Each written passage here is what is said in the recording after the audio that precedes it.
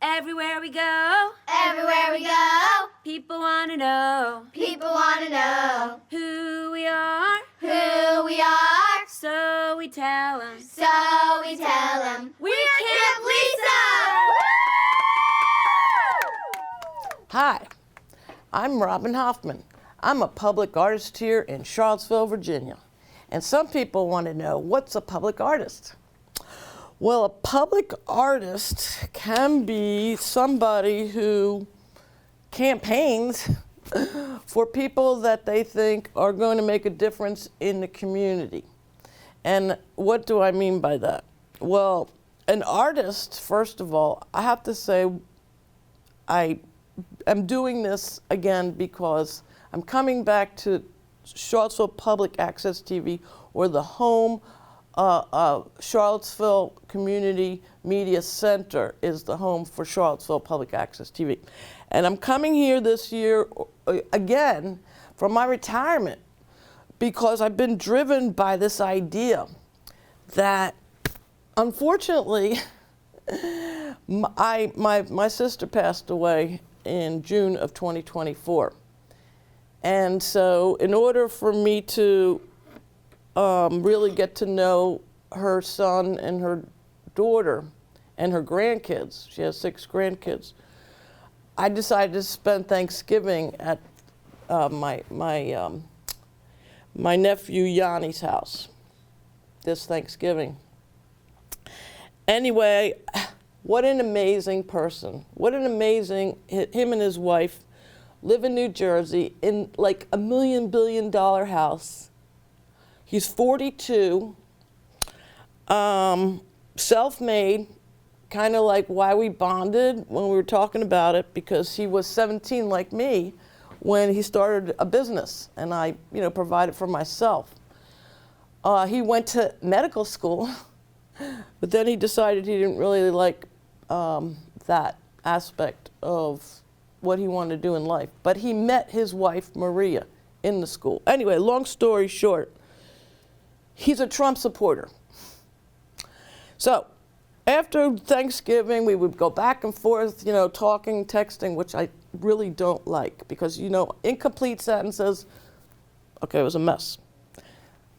And I'm like, the last big conversation talking with him on the phone, because you don't have time, because they have a health spa they own, and Maria, his wife, is the CEO, and she works there. And then he owns a company that makes cabinetry for like people with yachts. Okay, he makes a lot of money. All right, so now we're having this conversation, and he starts yelling, and I start yelling, because I said, aren't you concerned that Trump said he's king? Well, the conversation was more like yelling, like he was saying to me, you're a lefty liar, and you're woke, and you're a bureaucrat, and I forget what the other things are. But anyway, I was like, you need to respect me. I'm an old woman, and I did a lot of things in my life to keep you safe. And you have to at least listen to what I'm saying, why I'm concerned, and how come you're not? And then we hung up the phone. Maria calls me the next day and says, please don't talk politics to Yanni. Okay, fine. Yanni's dad, my brother-in-law, came from Greece. I just wanted to point that out. My sister, Barbara, was a great math teacher. In fact, a lot of people came to give testimonials at the funeral. That's how I found out about it. All right, so now, I hung up the phone, and for 2 days, I've been kind of like in a funk. Actually, for 25 days, as you know from the first episode, I've been making a game. I just want to show you all the processing you have to do to make a game. It's a lot of, I was listening to Fox News. I was listening to the Miller Center. I was listening to YouTube. I looked up finally because I'm like, why are people saying these things? Why is my nephew? I felt very uncomfortable about it. Anyway, I decided that, I will put it into like a Monopoly kind of game. And so that is what I did on my Rivanna rider, traveling through the landscapes of time show. Okay. Oh my goodness, Wow, Michael. seeing you here. Hey, City Councilor Michael Payne, how are you? Good to see you. Oh my goodness. So what are you doing here today? Did you know about this game? No, I was just strolling through, admiring the art and the Delaware, and happened to see you here, so no. Oh, so you have no idea what I'm doing on this show today? No. Cool. Okay, well then, would you like to play a game? Sure. Okay, so, I did a lot of briefing for myself. Like I said, I kind of watched Fox News. I watched the CPAC thing with Elon Musk, the saw and the chainsaw. And then I also read books, like Gaza in Crisis and Cory Doctorow's Picks and Shovels, to try to figure out how this game would proceed. Because the premise of the game, and by the way, when words fail, the expressive art speaks volumes. And this is really something else that has inspired me to continue working in the community, not only fundraising, but through my arts to express like what the community's concerns are. All right, so knowing all that, I will give you sort of a heads up. I couldn't figure out a game. Name, the name. I kind of based it on like going around, having some kind of competition. And in this case, you can make some money. Okay. So, this is not, my nephew said I was political, that was the other thing, and I'm like, no, I'm trying to just give you a heads up on how processes work and things like that. So, it's called Yanni now. In light of like Target and all these brand names, so this is going to be Yanni. And the reason or the premise for that type of, acronyms and, logos and things like that as advertising somebody is if you are in the know, you know how to play the Yanni game, kind of thing. All right, so let's start the game. Now, I have a parts. What is that? Like with Monopoly, you have to have a thing for the what do you call those things? The players, right? Right. Okay, so you need to right now see which player you want to be to start. I'll be the minion. See, now I didn't know what that was, but that's interesting. So I'm going to be today. I think I'm going to be the football player. I don't know why. So we put them over here. You have to put them over here. You have to put them over here. Yep, because that's where we're starting. Now you have to roll the dice. Okay, now here's what you're rolling for. Okay, so this is dimes. This is nickels, pennies, and quarters. And I have some dollar bills. You should hold on to the pennies. They'll be gone. But here's the thing. You're going to play this game for the first time. I never played it.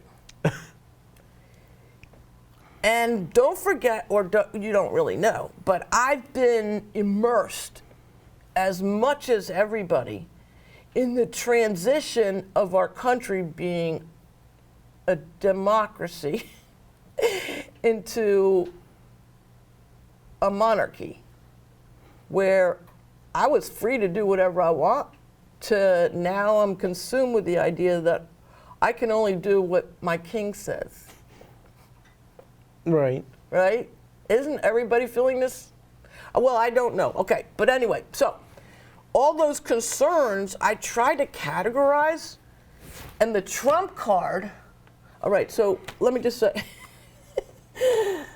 when you go along, you'll see that there's value to you getting the answer right. You get the answer right, you make the money that it says on the card. Right.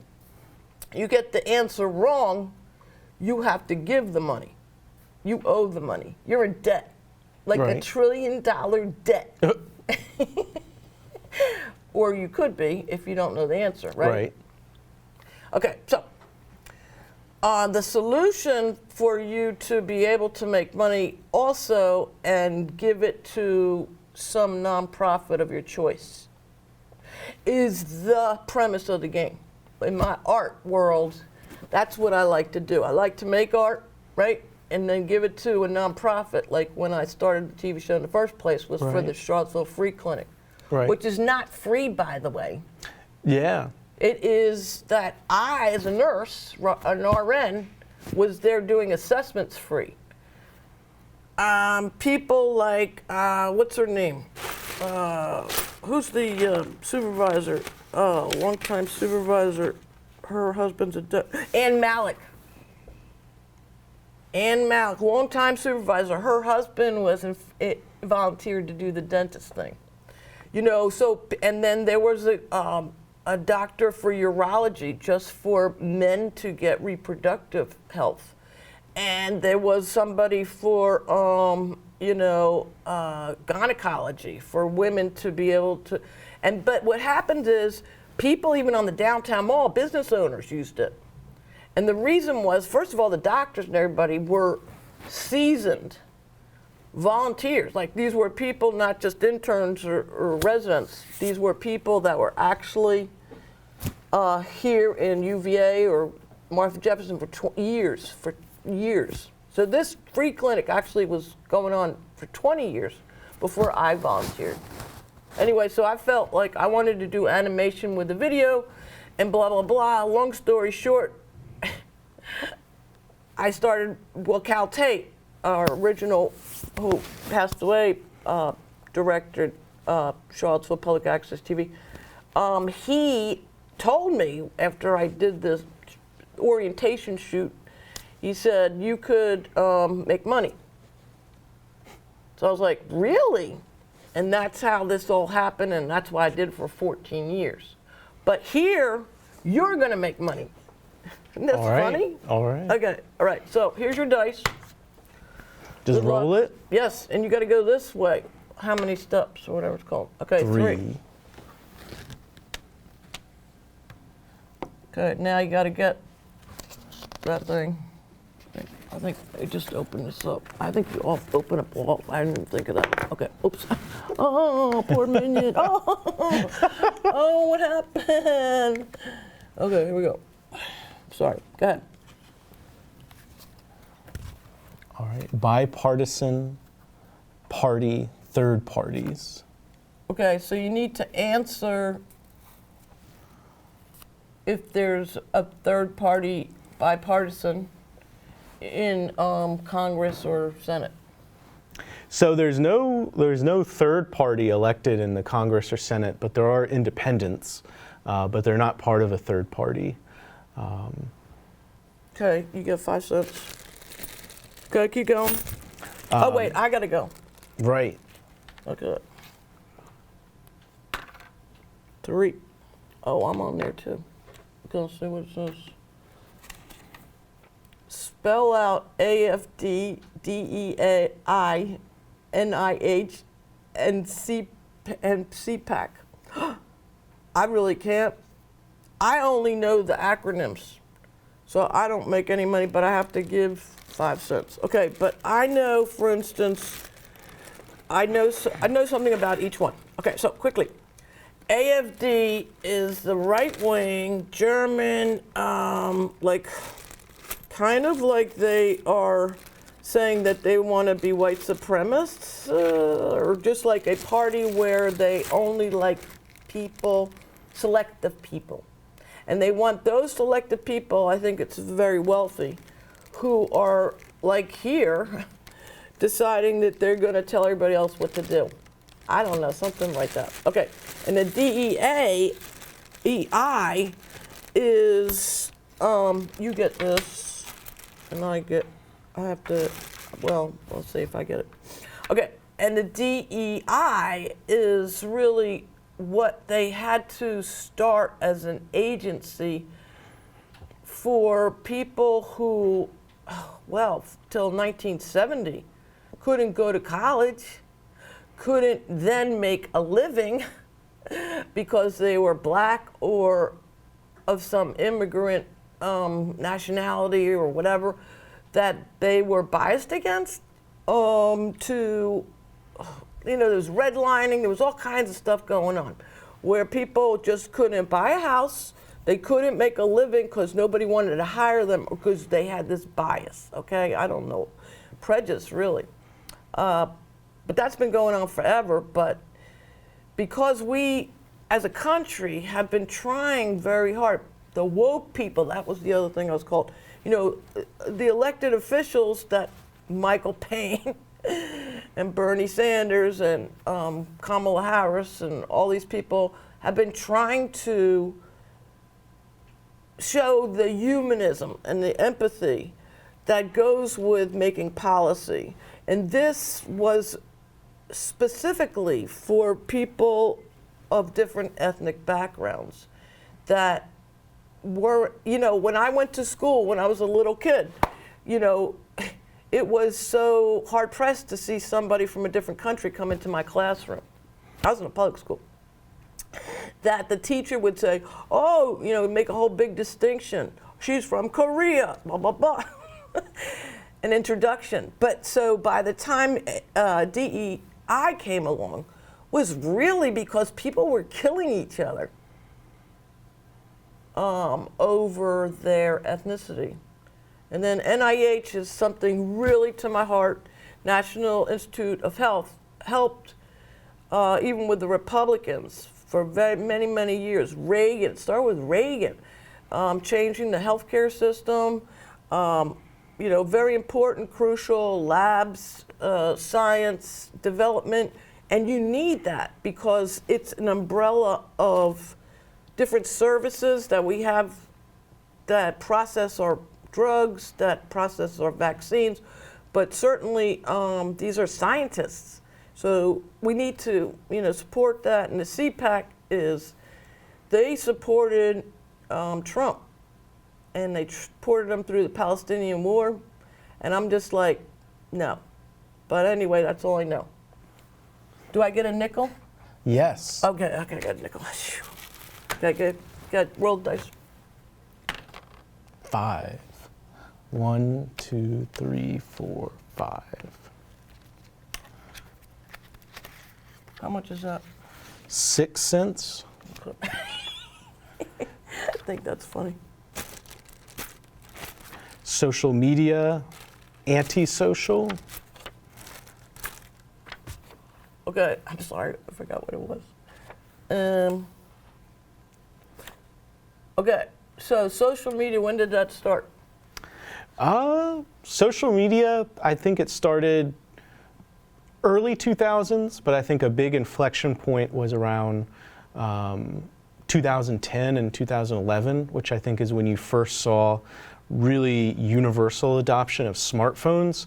And I think it's once social media went on people's smartphones, and then the social media apps introduced algorithmic timelines. Because if you were on Facebook or Twitter early, you may remember it used to be what you would see was just chronological. It was just time-wise, when was the last thing posted? And then they adjusted it to be algorithms where they try to show you what they think you're most interested in. And I think once those two things happened, everyone had a smartphone with social media apps, and algorithms were giving them content that they thought would keep them engaged on the platform for as long as possible.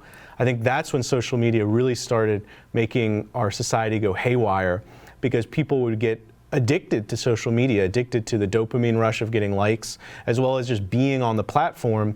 And the problem is the content that engages people and keeps them on the platform the longest are things that make them angry. So it tends to be, if you're a Republican, you would see videos or stories about a Democrat doing something crazy. And if you were a Democrat, you'd get a story about a Republican doing something crazy. And so both sides kind of, get angrier and angrier and demonize the other side, not just in terms of politicians, but the voters, ordinary people. I think that's always a really important distinction, is the politicians versus people, because I think the Republicans in power have a lot to be criticized for, but your average Republican voter, they're not in power, they're not making any decisions. But these, I think social media really further divided our society and had a lot of negative consequences. Well, and I thought of, okay, you get your 6 cents, but you put your 6 cents in.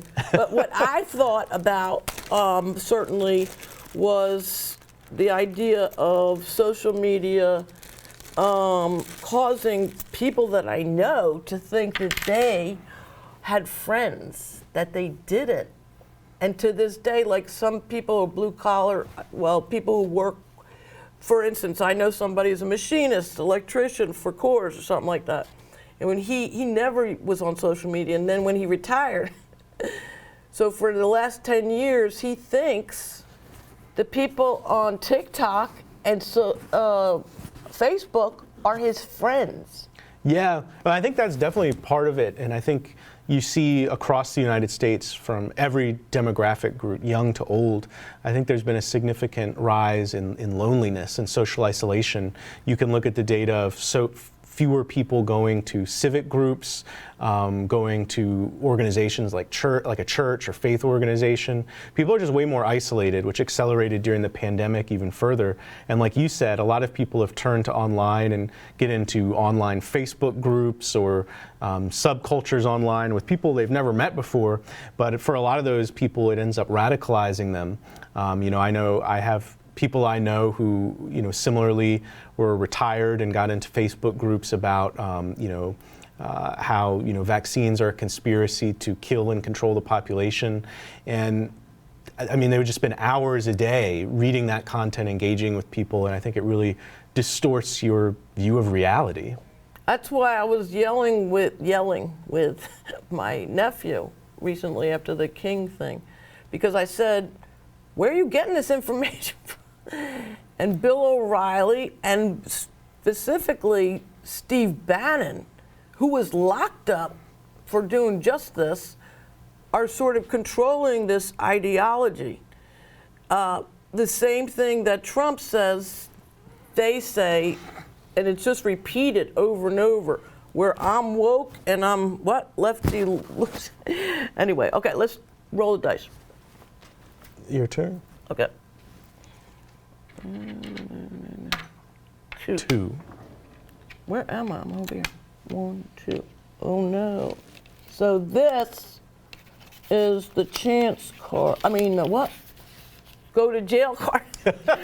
So I have to go to jail, and then in order for me to not go to jail, I have to explain what the United States is, as president, calls himself. What? Something like, I'm going to jail because, like if I was Trump, right, I would go to jail because the United States, I don't make any money. So that's the problem. Okay, so I'll put that in the jail, and then that. Okay, so go ahead. Oh, and anybody goes to jail if they cause harm. Right. That's the idea. 3. 1, 2, 3. Give peace a chance card. You get $2 for that if you get it right. I don't know what it is. I'm sorry, I don't remember. Unions. Yeah, explain unions. Yeah, so unions are, that have been around since, the development of capitalism, really. And they came together as a result of industrialization and the development of capitalism, because workers had moved into factories where they had terrible working conditions, and you had things like the fires in factories where people couldn't get out and all burned to death, and people working 16, 17-hour days, children working. So unions as an organization were developed to allow workers to come together under one organization organization that could make demands of their bosses. And that gave the workers, for the first time, the power to actually demand and negotiate things like an 8-hour workday, or safe working conditions, or higher wages and benefits. And they still exist today, but they've really been under assault since the 70s. And the percentage of the private sector workforce that's unionized has fallen substantially. It's a very small part of the private sector workplace. And the public sector, there's also unions, and that's been going down. But in recent years, there have been a lot of labor organizing and strikes and successful efforts to unionize Amazon warehouses, Starbucks stores. And what we see is that when you have strong unionization, people have higher wages and stronger benefits for healthcare and retirement. And when they don't have unions, their wages go down, which is why there's been such an assault on unions the past several decades, because it drives down wages. And it means that employers, and not your small mom and pop store, but major corporations like Walmart or Amazon can hire people at the lowest possible wages and don't need to give them strong benefits. But they're responsible for a lot of positive things that we take for granted. Again, a 5-day work week, 8-hour work days, the fact that there are workplace safety regulations that are monitoring, that you're not breathing in toxic, chemicals. Those are all the result of unions. Okay, you get all the money, but what I'm going to add to that is when I was on your show, I was like your first guest, and so I kind of said, like you said, like, why do you care about the public access, TV or whatever? I forget what the question was, and I just went crazy, and I just said, because I was in a union all my life. My first job, 6 months into it, the residents and interns of New York went on strike because the hospitals were not, they were for profit, and they were not staffing enough nurses to patient ratio. There was no laws, there was nothing.